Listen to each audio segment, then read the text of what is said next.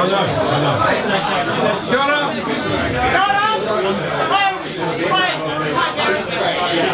All right. Obviously, being polite doesn't work. No. So, kia ora and greetings. Your nature. Who asked you to comment? Yes. Happy New Year. Yeah, thank you. We're all friends here, right? John's here representing the pensioners of the world. Oh, actually, sorry, there's quite a lot of us, isn't there? It's great to be back, and it's great to rip straight into a topic that is of fundamental importance in our society. And it's great to see there's a number of elected members here who can have an impact on the decision on electric buses. Liz, I must say, it's always good to see a new council settling in. It's always good to see new councillors testing the boundaries. I mean, I spent 15 years testing the boundaries, but I love the line, Phil Major was in a meeting recently and the staff member said to him, "Excuse me, you're governance and we're management and you're straying into management." And he said, no, you've got it all wrong. I know what I'm talking about, you don't. I thought that boy's going to go places where he'll be dead at the end of the year. Possibly both. Yeah. So, but anyway, it's great to see everybody back. And Liz Yeaman is an expert on this particular topic, having worked for ICA for 312 years. And she can remember horse and carts. She's gone straight through to electric, haven't you, Liz? That's right. But it's great to have you here, Liz, and to have you take us through this whole challenge of electric. So, welcome, Liz.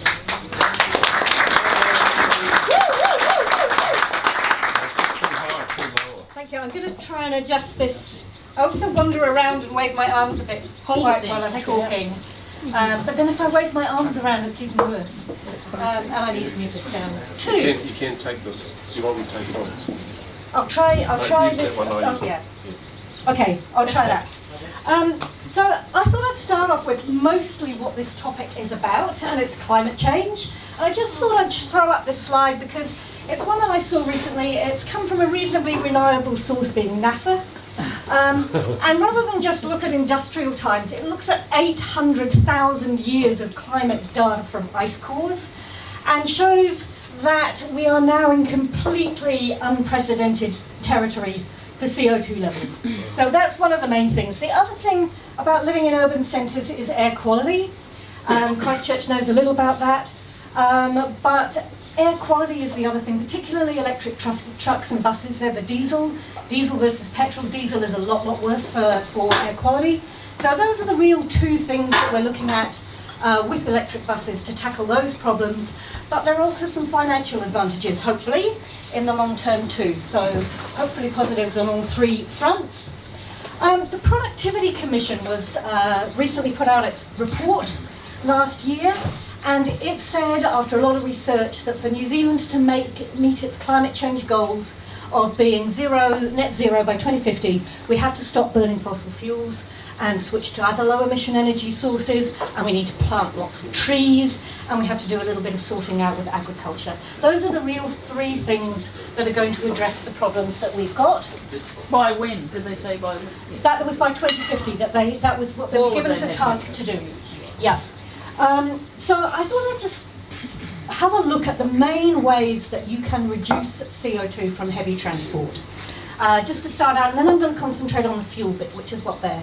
But first of all, there's things like urban planning, where you put processing plants, where you put bus depots, where you put routes and so on.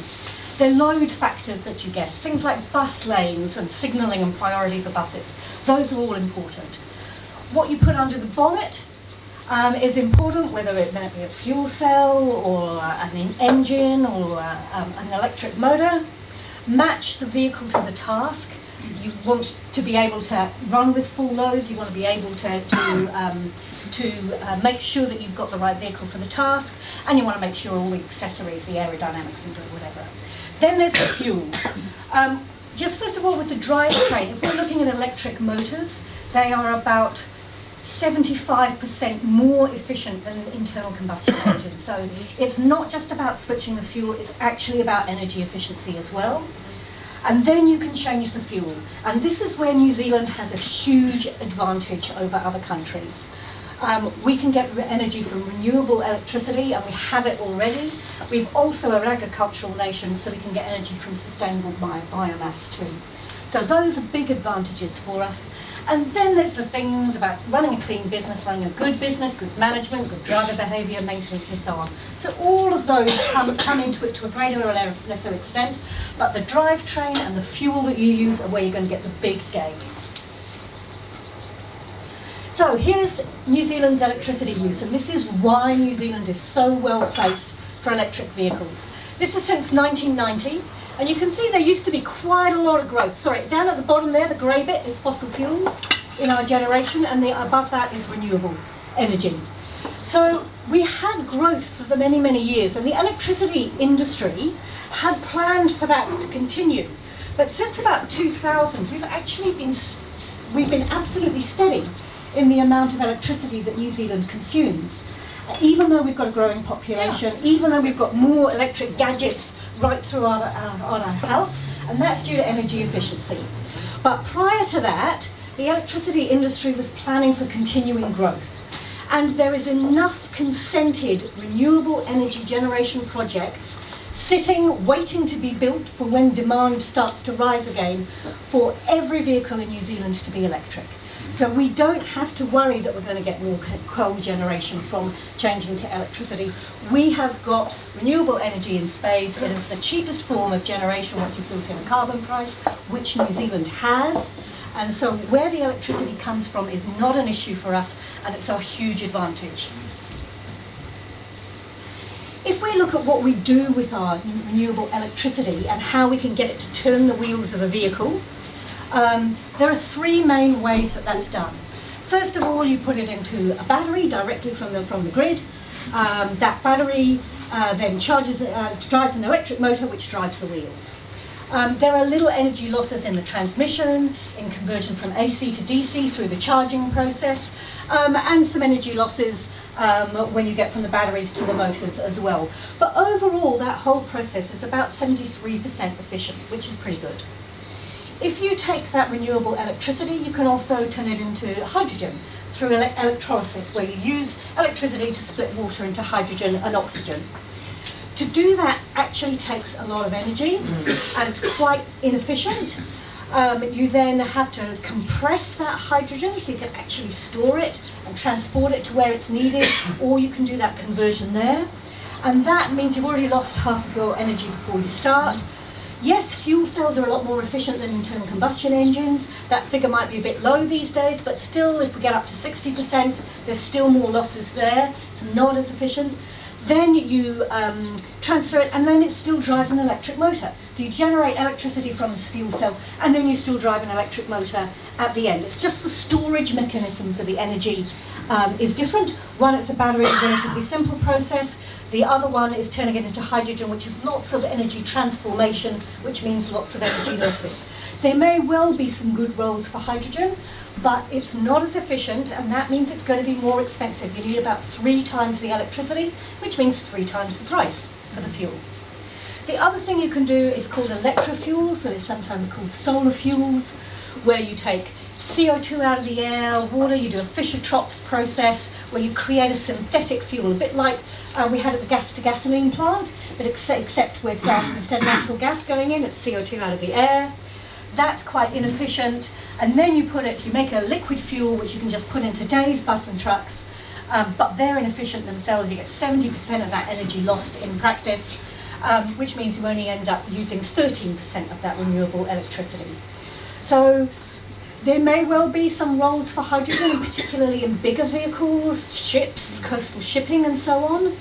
It would have to compete against sustainable biofuels, But right now, I am not seeing anything that is anywhere near as efficient and low carbon and as relatively inexpensive on the fueling side, which is where you get the advantage, than electric buses and trucks and cars, of course. So MB, who are pretty conservative in their analysis, have actually worked out where CO2 emissions reductions could come from. And they've run a couple of scenarios. This is their environmental scenario by 2050. They think by then we might get 45% of the heavy fleet and 75% of the light fleet. I'd like to think we have more of that, but let's take their conservative view. And this just reinforces where the electricity is going to come from. So they have done that analysis. And we are now sitting around 80 to 85%. By that time, we will have 95% renewable electricity generation with those vehicles planned for, and that's from MB, and they're conservative. So it's not a case that we're going to get coal-fired generation. Actually, it helps renewable energy generation be more cost competitive, because a lot of charging is done overnight when the electricity is cheap and the vehicles are off the road when people are sleeping and not using the buses.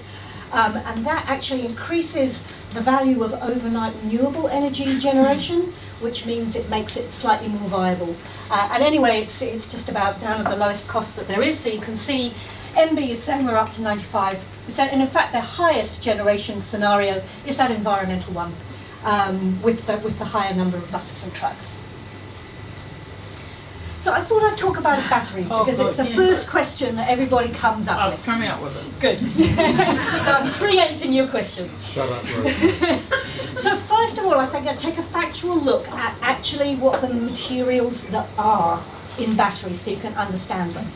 And everyone kind of thinks that they're all made out of lithium. Lithium is a tiny proportion, and it's in there as the salt in the electrolyte. The majority of the materials in batteries are copper, aluminium, graphite, nickel. That's got us up to here in terms of what's in a battery. Beyond that, and it changes a little bit with the exact battery type, but mainly you will have some cobalt, some lithium, and some manganese. But these are very valuable materials, and they make up the majority of the materials in batteries, and therefore it's relatively easy to get people to want to recycle them, because these are valuable materials right now, and they're the majority of the materials that are in batteries. And where does that lithium come from? Who are the biggest producers globally? Who would have guessed it? It's Australia. There's all this about it coming from Bolivia. Yes, China is a big producer. Yes, Chile is a big producer. But Chile is a stable economy. We've had a free trade agreement with them for some time. But they've got the majority of the resources. Australia has huge production. Even New Zealand now has a company that's pulling lithium out of the geothermal fluid after using that for electricity generation in New Zealand. So, you know, we're a potential lithium supplier as well to the global market. And where will all the batteries end up? We've already seen that a lot of the materials in them are readily recyclable today and of value. Copper, aluminium, and so on. But the main thing is, after they've been in use for transport, they actually, and transport is a very high load demand on a battery, after that they actually have a really useful life as energy storage for things like solar, for balancing the grid, for trading on the grid, and they have a second life as that, because the demand on them is much lower. So the motor industry considers a battery to be end of life when it still has 70% of its useful capacity available. 70% is more than enough that's needed for solar storage and so on. We're seeing solar become more competitive.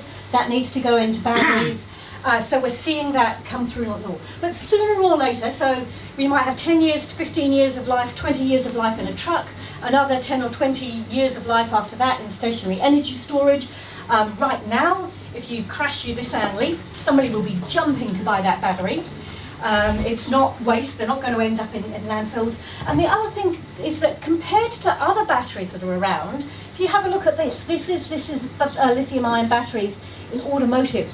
There's lots of them, but they're all concentrated in one place. So they're easy to trade. When we've got lithium-ion batteries in everyone's cell phones that's in this room, in all of our laptops, they're very dispersed, so you have to get them back into one place. And that's probably the hardest part of the recycling. But with buses and trucks and cars, they're quite concentrated, and therefore it's relatively cheap to move them and get them to a recyclers. There are starting to be lithium-ion battery recycling happen internationally, but there isn't a huge demand for it yet because they haven't reached the end of their lives yet. So there's some people who would say, well, I'm going to wait till there's a recycling plant built. That's like, you know, ordering your coffin 20 years in advance. You might not want to spend all of your money doing that until you're a little bit closer to the time. But they are recyclable materials. They are valuable, and they're not likely to end up in landfill. In fact, the motor industry has made a pledge that they'll make sure that they look after any batteries that, you know, that can't be handled until there is recycling facilities available ready from New Zealand. Trustworthy there.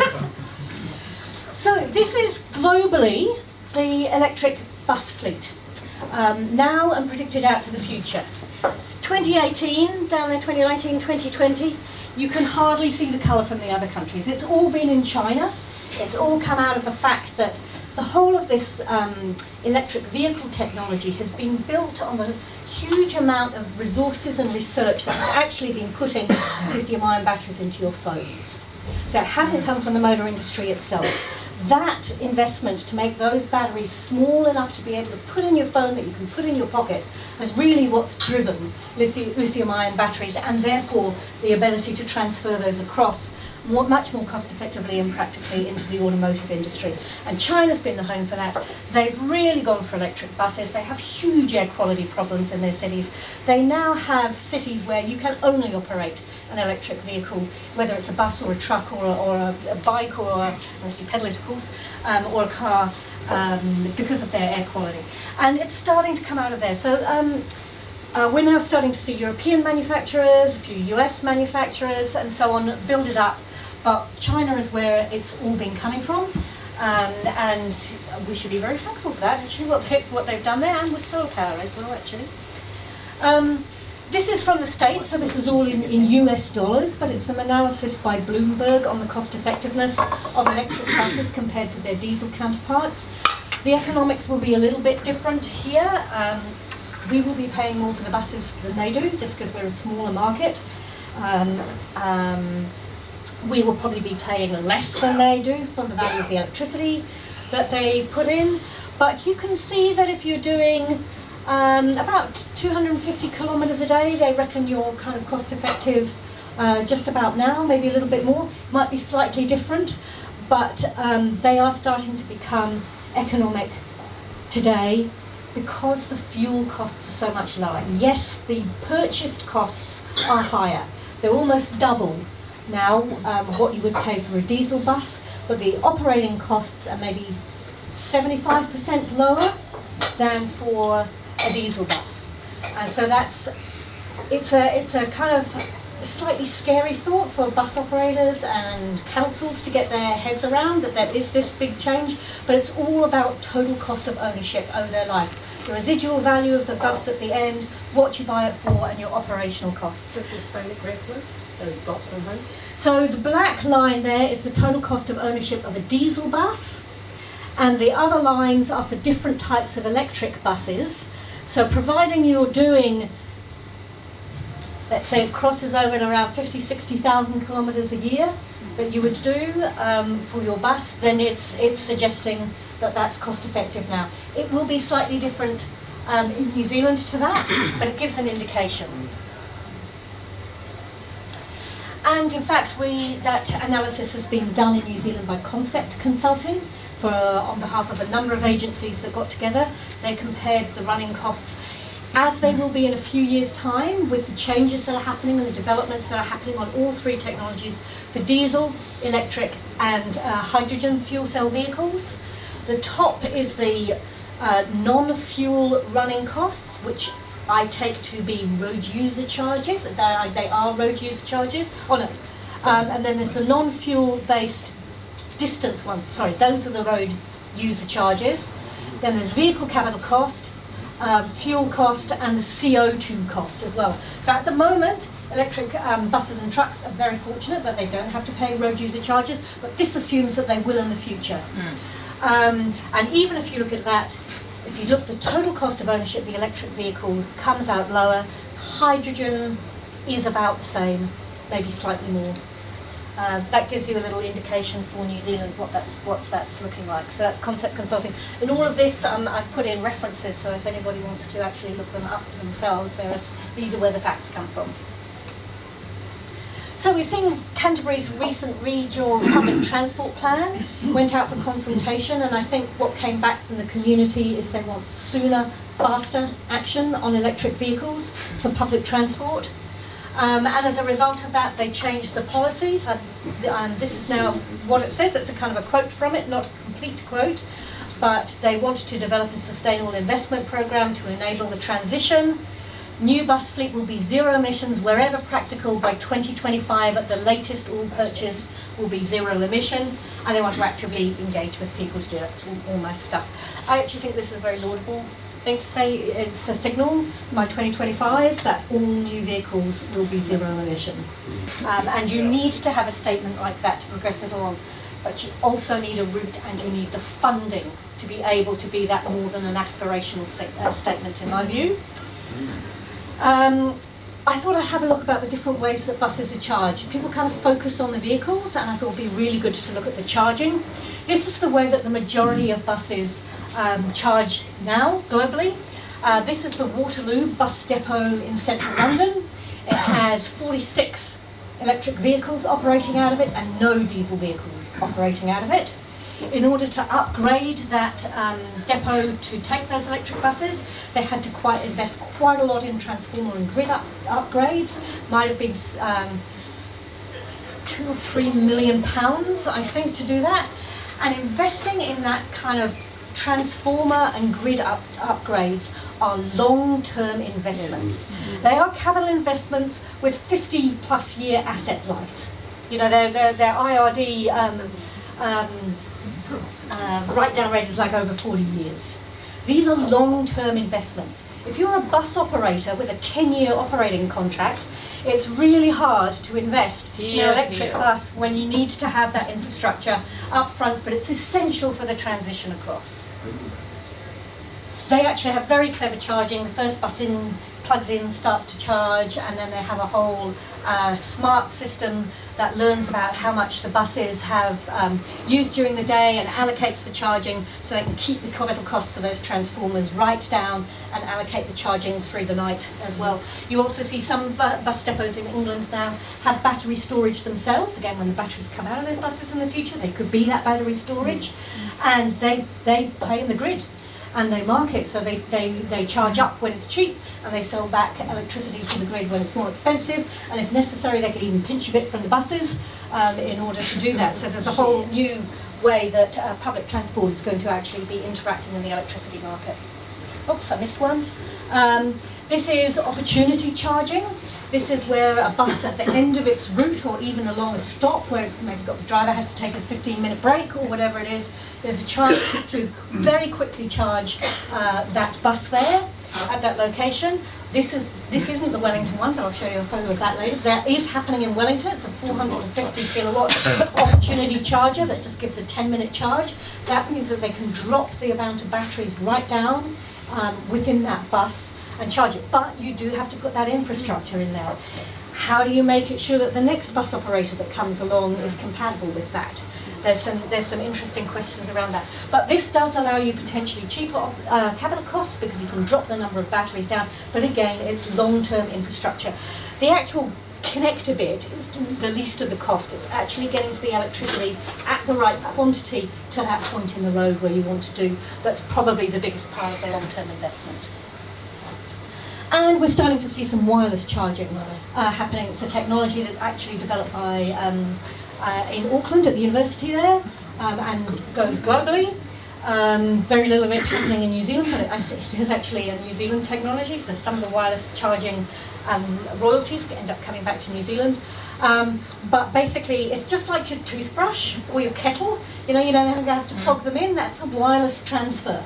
Close proximity, accurate relocation, and the electricity transfers one to the other through magnetic means.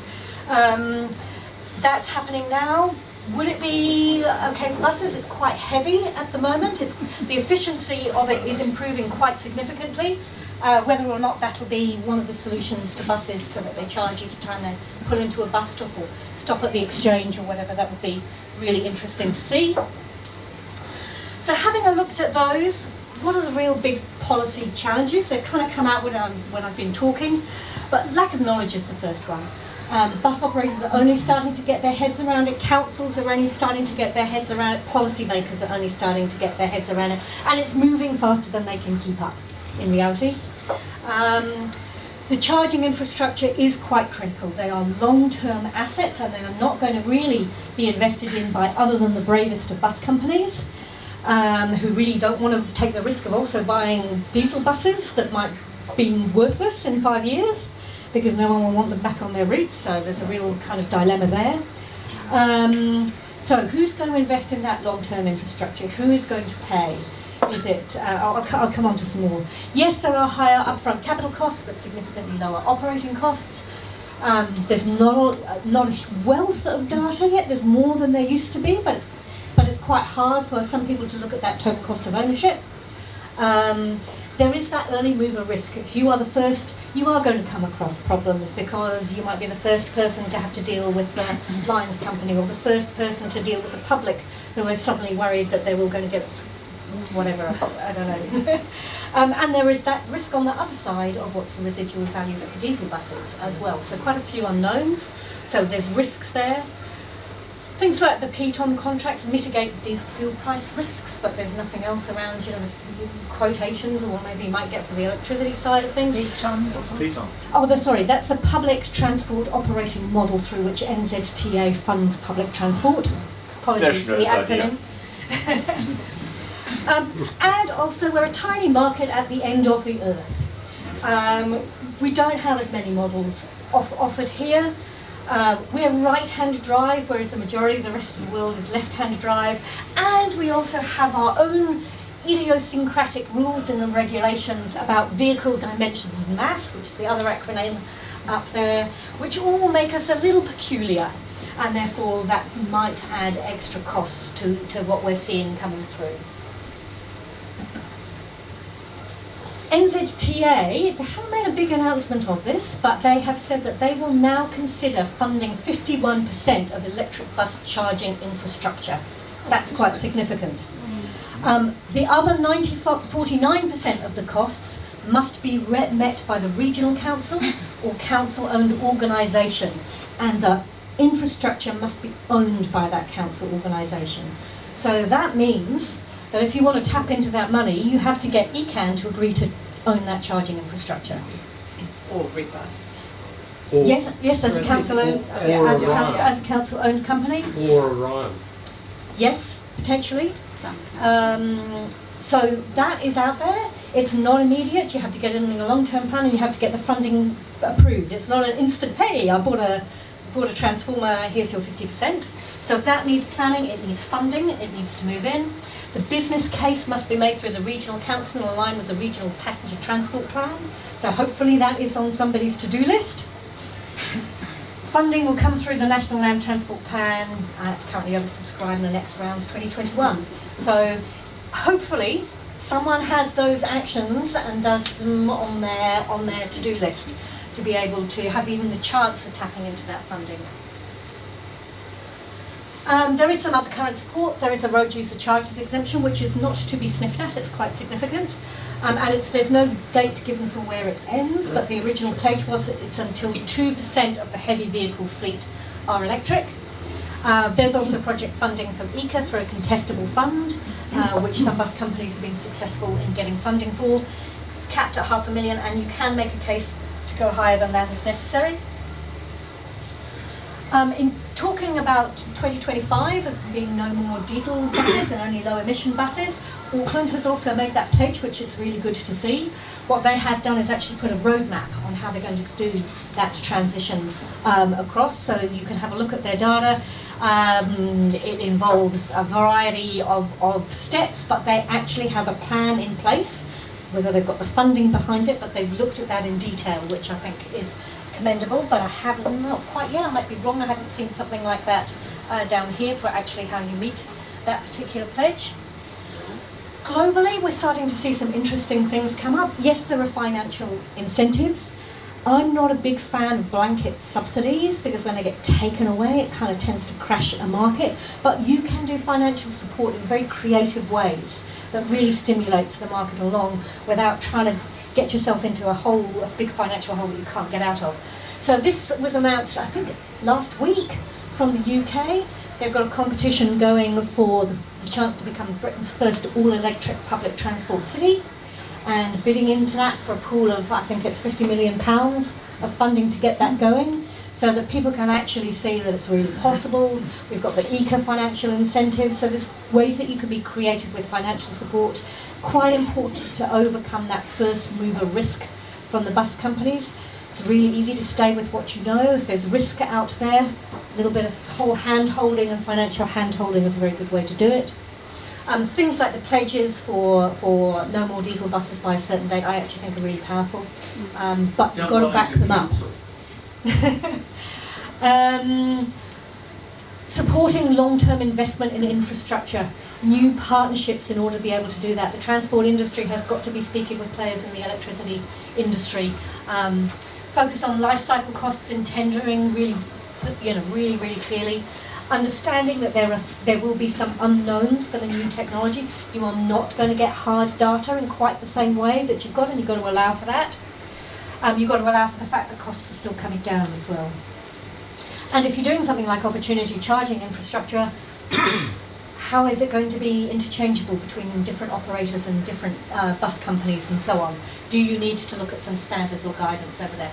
For cars, it's the one thing that New Zealand really needed at the start, and it did get there at first. There were a few little hiccups on the way, but we've got guidance now on that, and it's really helped us develop compared to countries where that isn't in place. And we're starting to see new ownership in structures coming up. So this is an example from Santiago in Chile. Last year it added 200 electric buses to its fleet, and they have a whole new operating model for buses. So it's two competing electric utilities, each own 100 of the buses and have put in the charging infrastructure, and they lease the buses to the bus operators. So that's a whole new way of operating.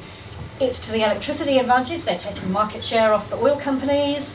It's a whole new way of bringing them in and looking at about how you do that long-term charging infrastructure. Of course, then the electricity companies can play in the electricity market as well with battery charging and times for charging as well, which is to their advantage. So whole new types of business models and players in the bus industry coming in. This is Wellington's opportunity charged bus in Island Bay. They've got 10 double-deckers operating.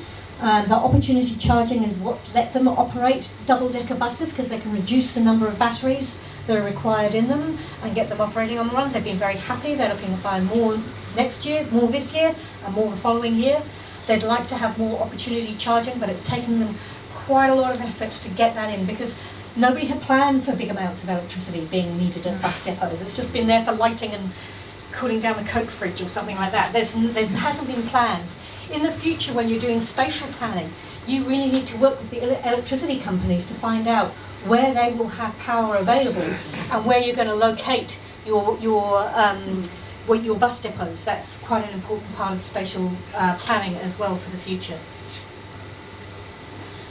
Electric trucks, I thought I'd mention those. Globally, they're probably, in my estimation, about 5 years behind where we are with electric buses at the moment. The truck industry is really learning from where the electric bus industry has gone.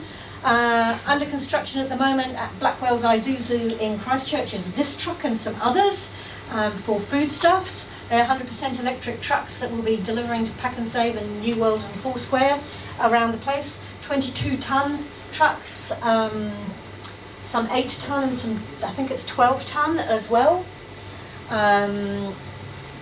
And the important thing to remember with trucks is most people think that they just run all day up down State Highway 1. That is actually the exception.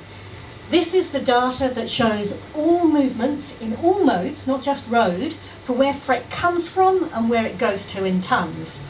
And 78% of all freight by tonnage is within regions. So the long distance stuff is more the exception than the rule. Most of our freight gets moved from the port to the warehouse, from the factory or the plant or the farm or whatever, to a depot, and then the depot to the warehouse, and then the warehouse out to smaller shops and whatever. In Canterbury that percentage is even higher. That's probably because you're a bit longer than the average region, but gives you an idea that there's huge opportunity for urban electrification of trucks, and that's there today, and the economics are pretty similar too. This is New Zealand's current largest electric truck. The containers that it hauls are empty, which is why it's able to go, but it's a niche market. These take empty container trucks back to the railhead, but it's a way that you can start. It's looking for those. You don't need to start with a long distance truck driving from Gore to Picton to try and electrify that. You start where it's easy and you learn on the way. But this is a big truck hauling empty containers. It's a great solution. And I just thought I'd look at the other end of the scale.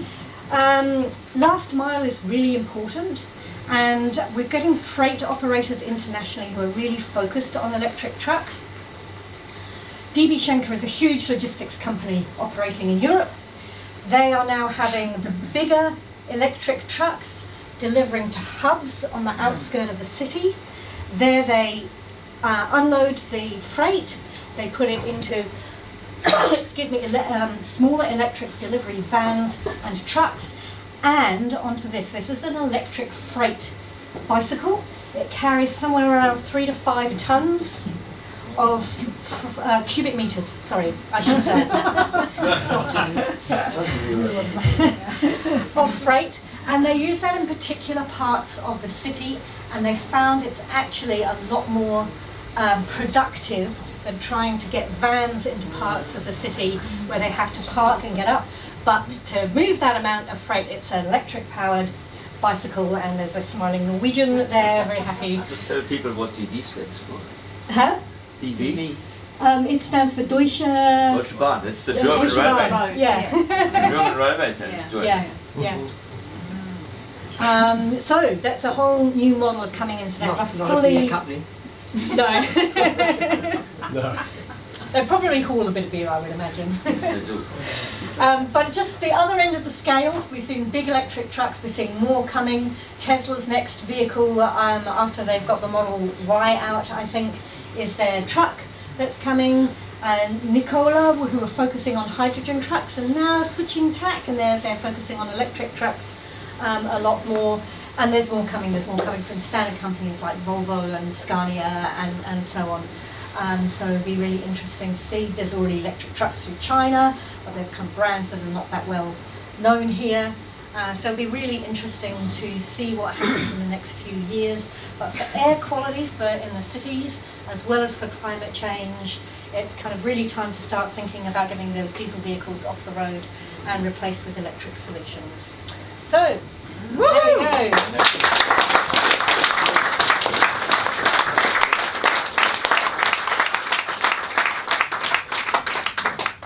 Questions? Thank you, Liz. Get the troublemakers out. Liz, thank you for the comprehensive update on where we are with this technology. Of course, steel wheels are still going to be more efficient than anything that rolls on rubber. Yep. And the role of electric vehicles on steel obviously gives us a big leverage, right? But there's some little things. I noticed you started with the particulates as being a prime mover towards cleaning the air in some of the bigger cities. But 20 years ago, I did a study which resulted in the Christchurch City Council doing a diesel study, right, which informed us greatly about what some of the biofuel options might have been. Yeah. The impediment there was, of course, that nobody would offer a guarantee on the diesel motors, which really should have indicated we should have gone John Deere immediately, because they will absolutely guarantee their motors with biodiesel. But the problem with particulate emissions from mobile source diesel and stationary diesel within the city framework actually has a burden which is quantifiable. In Christchurch alone, it's around about $250 million a year if we value lives at $4 million. Right? That data has been validated since I did that study, which said 67. They come up with 70. I think I got that pretty much right. But the advantage of embedding that cost into what we need to do, right, allows us to make this transition very safely. And that's my point, is that $250 million a year goes a long way to leveraging what we need to do. But I still think we need steel wheels in the formula. Yeah, so the Health and Air Pollution in New Zealand study certainly has put a value, and it's a conservative estimate of value on the health costs.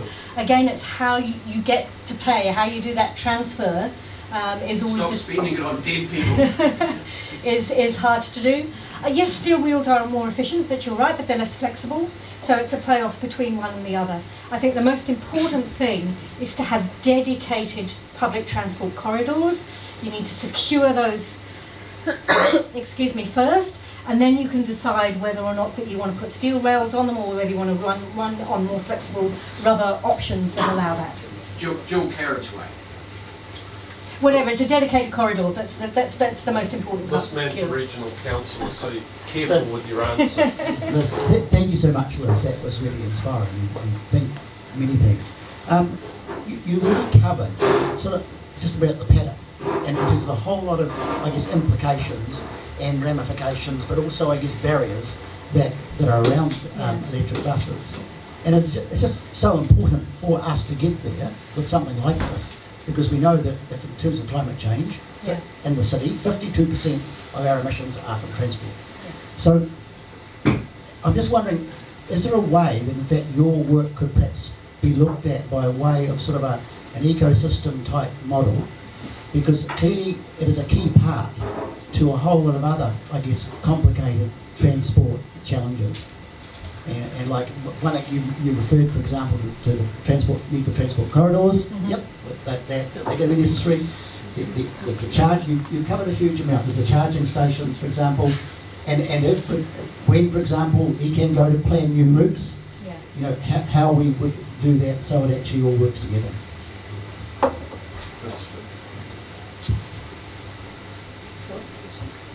Thank you very much. Do you want to answer? I just wondered, is the potential for a sort of model to be drawn up, so in fact we get it to click together? I think it would be possible. It's quite a lot of work and it needs to start soon if you're going to do it, because that 2025 date that you've very, I think is quite close, and it needs the funding behind it. Sometimes you can almost try and do too much too perfectly. And to work around, especially with technologies that are changing fast, you can wait until you've got the perfect plan, and by the time you've got it, things have moved on, or you can make some commitments and then work out what are the actual critical steps that you need to do and put those in place early. Yeah. Thank you very much, Liz. I have a couple of reactions though. First, I feel like I've been seduced once again by technology, or talks about technology. I heard not a word about reduction of consumption. Now that's not the topic, but nobody ever talks about reducing consumption, and to me that's a key.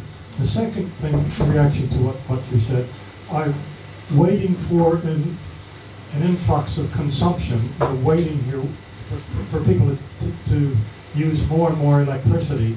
In New Zealand, we're lucky. We can generate probably more electricity, but not without a great cost to the environment. And other countries, Europe, Central Europe, for example, don't have the advantages that we do. We're a very, very small place on the planet. That's not your fault, and I'm not criticizing you for that. And the third thing that I have to think about this. The third thing that I wanted to react to is with all of this, you're talking about public transportation. We can't get people out of their cars and into buses now. So with the advent of lots of electric buses and electric trucks and what have you, how do we still move people out of their individual cars into these electric vehicles? And if, heaven forbid, everybody started buying electric vehicles, how would we charge them all every day? The electricity consumption is going to skyrocket as people switch from fossil fuels. And the cost of generating all of this electricity is never figured into a talk like this. Or am I way off base? Would you care to react to Yeah, that? I'll do all three of those. So first of all, I'm totally with you on demand reduction. That is the first step in any energy efficiency and CO2 that you have to do. What I'm talking about is a very specific topic about that. But if you look at somewhere like a city like Portland has done, they've done a hierarchy of transport needs and where they're going to put priority. First is on walking, second is on cycling, third is on public transport, fourth is on low emission vehicles privately, next on private vehicles. So you need to be working within that hierarchy. I just happen to be looking at one part of that. But it's focused on, the emissions for public transport is really important for air quality, as well as CO2. But yes, you're absolutely right. We do need to look at it within a whole hierarchy, but there needs to be action at all stages of those. Impact on the environment, everything that we do has an impact on the environment. But the impact on the environment from electric vehicles is significantly less than we will have from continuing with petrol and diesel vehicles. And yes, we want to reduce that further by looking at shifting to other modes and spatial planning and more compact cities and all of those kind of things.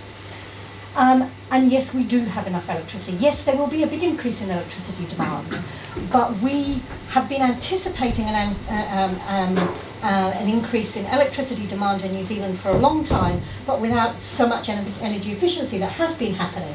So it is actually relatively easy for us to build that extra capacity for generation, and it is factored into the whole costs because that's the fuel that you pay for. So somebody has already paid for that extra generation.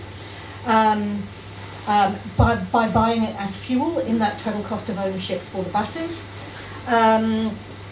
So that generation is factored in there. The other thing is there is a bit about how will the local networks cope. There will be some grid upgrades necessary. At home overnight, I don't know how many of you here drive an electric vehicle, but you plug it in overnight. I do too. Plug it in overnight most of the time because it's the most convenient, because you don't usually hopefully drive when you sleep. And by the time you make up, you're ready to go. Wake up in the morning, it's already charged. It's when it's cheapest, it's when it's lowest carbon, and it's when it's best for the grid. Win-win all around.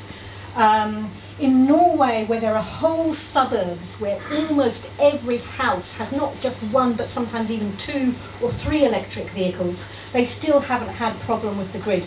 Because in order to empty those batteries, you drive far more than the average person does in their daily commute or their daily electricity use. So you're not charging, everyone's not coming home and plugging in. There are incentives for you to charge overnight. There are timers and things in the car that make it easy to do.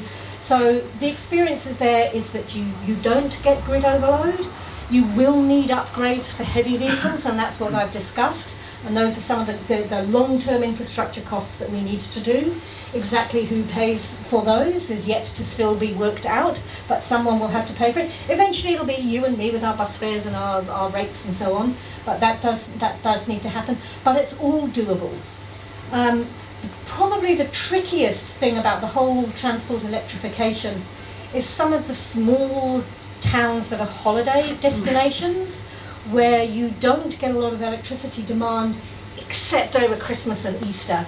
All of a sudden somebody's driven 150 kilometres to get there in their electric car. Everybody arrives in the evening, they want to plug the car in so they can go off and do whatever they want to do the next day.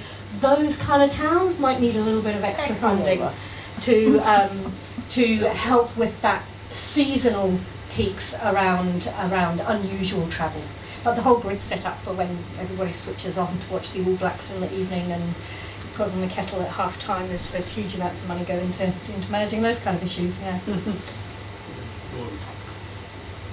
Matt, is this working? You probably see It is working. We can hear you. Yeah, we can hear you. Matt asking me from who owns an electric car? Bike. Bikes. One, two, three. Are we talking cars or bikes? Cars and bikes? Cars, just Cars, cars. okay. How many cars? 1, 2, 3, 4. How many bikes, please? 1, 2, 3, 4, 5, 6, 7, 8, 9. Who wrote them here tonight? All of us. We listed. Thank you. That is interesting. I have an ongoing debate with members of this club about steel wheels. I believe in the suburban city, and Christchurch is flat and is very much a suburban city. The car is being reinvented. Read The Economist or magazines like this, you can see that the car companies are now talking about not cars but personal transport. The car needs to be reinvented, it needs to get much, much simpler. The car that I have bought, I'm reading the manual, goodness gracious, it actually has a manual, I was astounded. And a man reads it, heavens.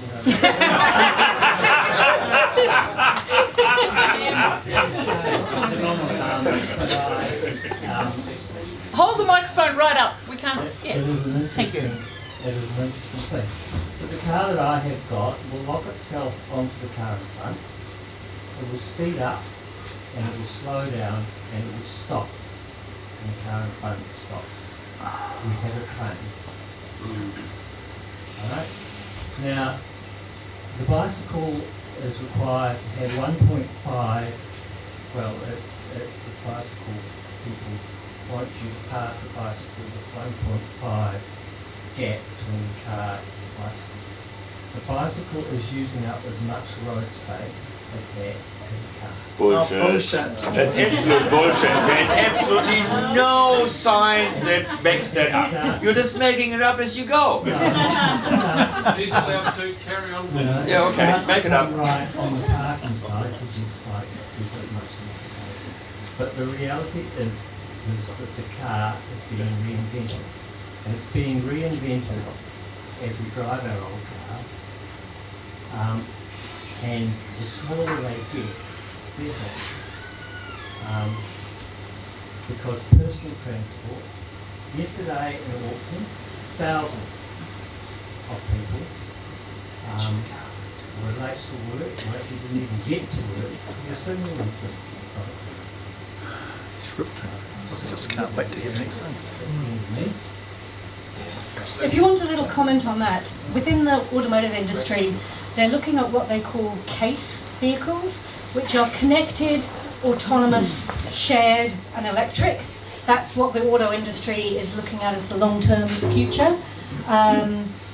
It's a moving to less individual ownership so that you use them more when you actually need a car rather than some of the other modes of transport that are around. I actually think that that's really important because autonomous cars, which are very good for safety, on their own will probably end up with more use rather than less when you send your car back home to forget the sandwich that you forgot, because it can do that. Or you just let it circulate all day because that's cheaper than parking when you're running it on electric. But that's what they're looking at to the future, and it's a convergence of all types of technologies.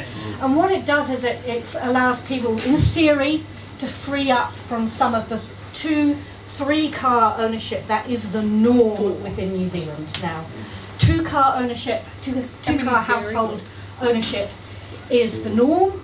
3-car household ownership is more common than single-car ownership. So what it can do is free up some of that capital, let you have a more variety of choice of options, but that's also just as convenient because with the connectivity that we've got these days, an extension of the kind of Uber type model, you can actually get picked up from your front door and dropped if you don't want to cycle, if you don't want to keep fit by getting outside on a sunny day. There's a lot more variety in ownership that's coming, and I think that that's one of the exciting things. It's just a component of the whole system, but having that shared ownership also allows for more modal choice to become standard as people break their traditional transport habits. briefly, Axel. Sure. Thanks, Liz. I've just been thinking, how long have I been listening to presentations from you? And I think it's 22 years, and they have, without exception, always been absolutely excellent. So thank you. And you know, that was right on the button. The systemic problems that we have to get something as sensible as electrifying our heavy vehicles going, there's some real big barriers. But the good news is there's people sitting in here today who can make that happen. However, what I wanted to say is something along the lines of what Bob just raised, the bigger picture stuff. I mean, this is good. We should be doing this. But we should not forget this is not what gets us out of the problem that we've got. You know, on average, each person in Greater Christchurch takes 2 trips by public transport per month. That's nothing. That is absolutely nothing. What I would like Gary to do is to get Liz back and talk us through what is it that central government should do that we stop importing internal combustion engine vehicles. How soon can we get there? What needs to happen to do that? Because that is what will make the big difference. Let's not forget this. Public transport is a nicety. It's not the thing that matters. We have to tackle private driving. We also get fuel independence. Oh, the economic argument, you know, $5.5 billion a year we send overseas to buy fuel. It's nuts. Makes no sense whatsoever. Here you go. There you are. He was now the old professor of transport studies. Thanks, Liz. I'm intrigued by the ideas of being able to charge those batteries and then give back from those batteries. So you can charge up overnight far more energy than you require, and you can give it back again and you get some savings that way. The thing I'm really interested in is in terms of town planning, or city planning. You mentioned looking after the transport corridors. That to me is absolutely essential. And we've got to be able to think in ways of repurposing those transport corridors. As we move from one form of transport to another, the space that we allocate has to change. The other thing I'm going to end on here is the need when we are expanding our cities, as we expand. I don't see anywhere in the planning processes and checklists and things that we do energy budgets for the subdivisions. It's not a requirement, but it really ought to be here. But the way in which we design where we live and how we travel ought to be factored into the costs. Your comments on that would be appreciated. Yeah, I think there's a lot of changes that could happen with the planning process that don't happen now. You know, even 10 years ago, you were still seeing suburbs built up in Auckland without pavements. You know, how that could ever manage to slip through a system is beyond me, but hopefully we're beyond that.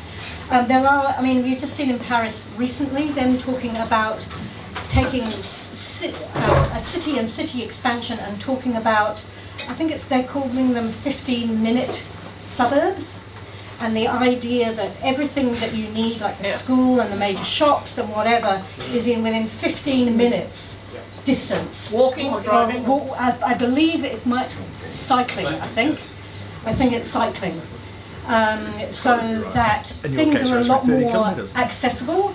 And if Paris is looking at creating 15-minute suburbs, basically they're chopping up the city into little bits and communities, 15-minute communities, so that everything is within 15-minute cycle of everything else. That kind of planning goes in.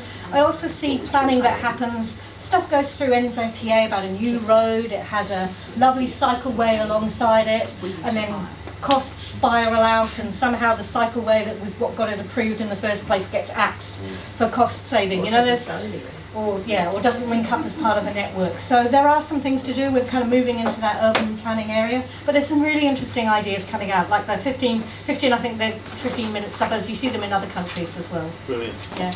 Right, that's 7 o'clock. I'm sure many of you wish to continue the conversation. I thought it's great, Liz, and in fact Christchurch has got many of the pieces of the jigsaw in different ownership. Like, for instance, the city owns Redbus, the city owns Orion, and I think it's time for ECAN. Now we've got one of the old city councillors in ECAN, and the city council to declare peace and to stop scrapping between the two agencies. I had cause to feed the chairman of the body, the transport planning body, a few weeks ago, and I said to him that it was the most bloody boring document I've ever seen in my life, and he said the impossible task of getting the engineers and the elected representatives of different bodies around Christchurch talking to each other in a respectful manner is the big challenge. So we have to change it. People here are interested in public policy. People here are interested in seeing change. And change happens in all of our lives, and we've all got to be part of it. Now, Liz, you've given us some fantastic information. Axel's challenged us to actually get you back here, and we'll see if we can work something out through the government agent, local government, bringing you back. But I think you'd all agree with me, it's been a fantastic evening. Thank you very much.